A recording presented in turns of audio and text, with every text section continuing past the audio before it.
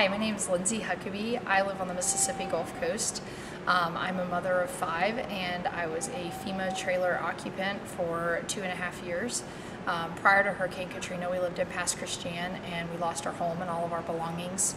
We then relocated to Kiln, Mississippi in our first trailer. It was a travel trailer. We lived in it for a couple of months and then got into our first FEMA mobile home. Upon moving into the trailers, we noticed all kinds of symptoms: upper respiratory, lower respiratory. Several of my children had nosebleeds, real severe nosebleeds. I was pregnant at the time of moving into our first trailer with our 5th child, and I began having preterm labor. Michael was born 4.5 weeks early. He had a good weight though, came home from the hospital, was healthy. Within a couple of days of moving in, he started having congestion issues. He had conjunctivitis in his eyes, and his little sinus passages were all clogged up, and there was no viral infections or any bacteria that seemed to back up what was going on. So it was deducted that there was some sort of irritant causing most of our symptoms. Our pediatrician later told us that he thought it might be the formaldehyde in the FEMA trailers. We then had our trailer tested, our first one, and it came back at 0.18 parts per million, which was well above any standard of healthiness as far as formaldehyde goes. We reported our problem to FEMA. They swapped out our trailer for another one that they assured us would be formaldehyde free. We had it tested. It was also well above the 0.1 parts per million. The symptoms continued, although the nosebleeds tapered off a little bit. I had migraines. Over the course of the 2.5 years we were there, Layla, my now 7-year-old, had surgery 3 times to get tubes put in her ears. She had endoscopic sinus surgery to widen her sinus passages.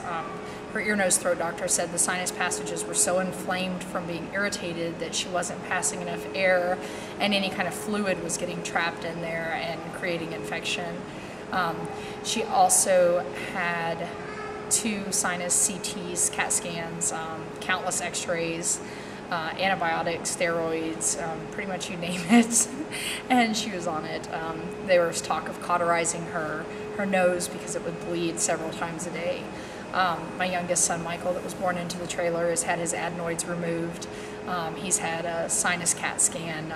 Luckily, the doctor did not feel the need to operate at the time, but he'll be watched carefully. 4 of the 5 kids have been treated for asthma since being in the trailers with no history of it before. Layla had a small asthmatic episode whenever she was about a year old, but had been symptom-free for over a year at the time of the hurricane. My husband had a small tumor in the roof of his mouth, which may or may not have been attributed to the formaldehyde. We've just had all sorts of medical problems that all fit on the symptom list for formaldehyde, and it's extremely frustrating because nobody can say for sure whether it was or wasn't. But whenever you take 6 healthy people and put them in an environment and all of a sudden all of them are unhealthy, it stands to reason that that the environment was the cause. What do you think about the safety of mobile homes in general now, considering your experience? I know you're living in temporary housing still, but would you feel confident in buying a mobile home in today's, just off the lot, that would be low enough formaldehyde levels to be safe for your family? I could not buy one. The way that I understand formaldehyde to work is that it increases your sensitivity to it, to where even if you were in lower levels than you were before, you may have the same severity of reactions. And with 5 kids, 2 of which had severe reactions, I couldn't take the chance of putting them in any amount of formaldehyde that was measurable as far as I'm concerned. And what do you think that Congress should do about protecting people from formaldehyde, not just in homes, mobile homes, but and travel trailers, but from children's furniture and even clothing? There's a report out that there's formaldehyde in Victoria's Secret's bras. I don't know if you'd heard that, but what do you think? Does the government need to do something more about regulating formaldehyde?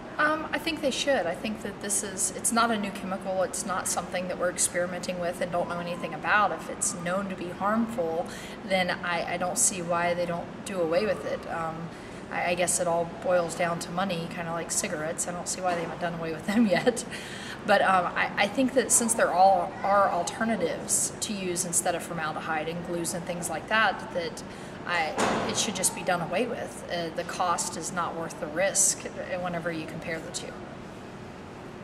Do you sometimes, as a mother, feel some resentment for what you had to go through in your family, that they didn't take care of this problem back in the 1980s? I do, yes. Fortunately for everybody that I'd be angry at, my knowledge of formaldehyde and how much was known about it came along gradually.